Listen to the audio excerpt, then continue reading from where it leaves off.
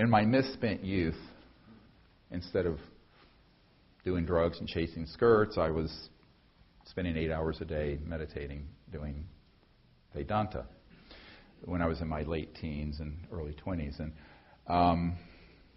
I had some experiences that taught me that this was really easy to do, because I just said, I want to learn how to do this.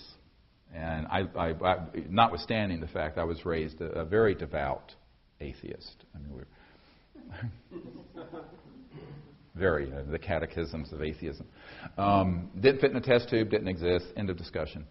But at the most, agnosticism. But after my near-death experience when I was 17, I had an experience of that state of mind. It was beautiful. It was this supernal state. I'll never forget it.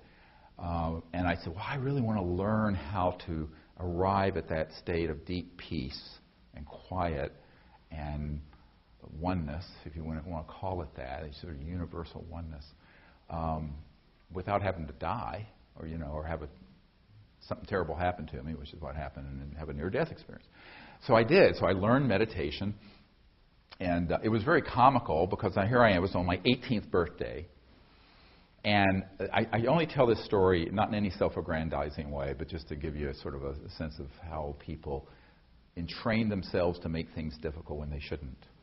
So I didn't know that it was supposed to be so easy. I didn't know that it was supposed to be so hard. So I accepted it was natural and easy.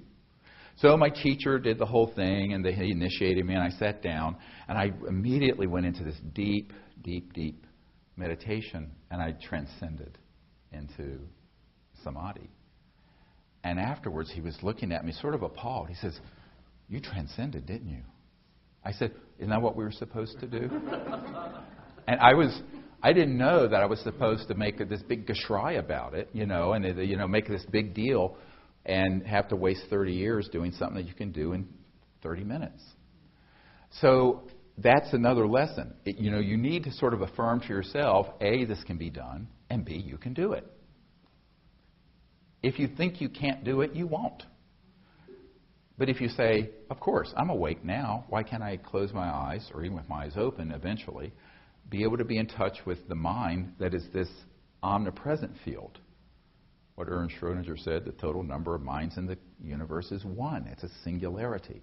So if you affirm to yourself you can do it, you will be able to do it.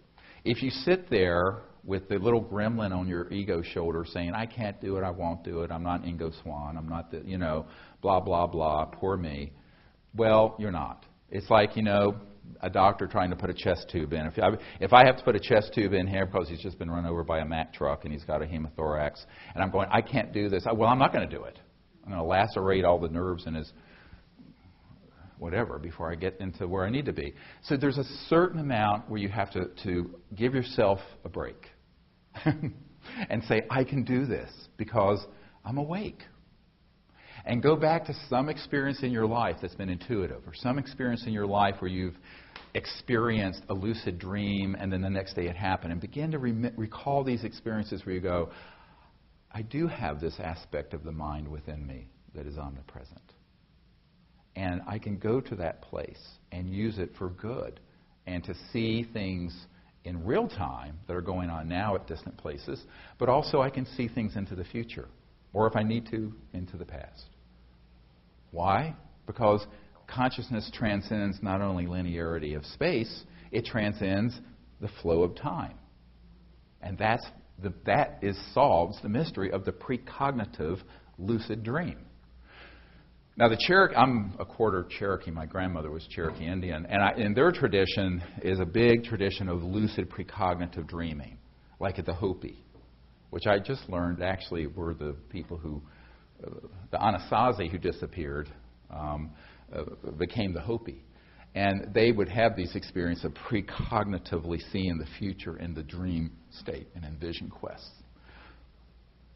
And what you find is that that's something you can do also. Most of the very important close encounters of the fifth kind, where we were going to set out on an expedition to a foreign country or someplace, a week before it would happen, Sometimes more than one of the people I was going to travel with would have a dream of an event that would happen and where the place looked like, even though it was a place we'd never been. And it would be crystal clear. It may just be a flash. It may just be an instantaneous flash. It may be in that hypnagogic state, the state in between waking and dreaming. That's a great time to practice this once you learn the science of consciousness, which I'm introducing you to here very quickly. So I went from aircraft sightings to this stuff. But this is what's really exciting. And at that point, you go, wow, I can be in that relaxed state, going in and out of meditation, but also in and out of sleep, and see a distant place, but also perhaps see a point in the future. Caveat. Anything that's in the future can only be a probable future. If it's in the past, it's kind of in chrysalid. It's there. It's in the Akashic record. It's there. If it's in the future, it's subject to change depending on what everyone, including yourself, thinks and does. And this is why when people say, on December blah blah of this year, X, Y, and Z is going to happen, I immediately know they're a charlatan. Because if they get that fixed in their predictions about soothsaying into the future, they don't understand the nature of reality and that it's this organic, evolving phenomenon that is subject to the thoughts and the actions of even those who have heard your prediction, including yourself. It's sort of like the Heisenberg, it's sort of a psychic Heisenberg principle. But so that is something you have to understand, that it may be 95% likely, 80% likely, 99.9% likely, but not 100% if it's off the now. Now, if it's in now in real time and you become accurate, boom, it's there now. Be here now. Or if it's in the past. But when we're doing CE5 contact work, normally we do preparation before we go out. So I encourage people to practice this precognitive capability before we go out that night, for example. And I encourage people on their teams to do it. And then, but when you're there in real time, you're observing with your conscious mind and inviting these civilizations to come visit in real time, if they can, and if it's safe and everything, if it's an appropriate group. And we always do this within the context of not dolphins at SeaWorld jumping through hoops for us and entertaining us. We do it within the context of genuinely wanting to be ambassadors or emissaries from Earth and humanity to these civilizations without prejudice. So it's sort of a global diplomatic corps of interstellar travelers. That's what we're developing, who understand to get out of the sort of the orthodoxy and catechisms of conventional ufology, 99% of which is rubbish, and to step into being in a higher state of consciousness, making contact with these civilizations without fear and without prejudice about who they are and where they've come from. Or even perhaps what they've done in the past, because the past cannot... Let's look at it this way. No matter how you view these civilizations, the future is always different from the past. And we create the future now. Just remember that. Very important.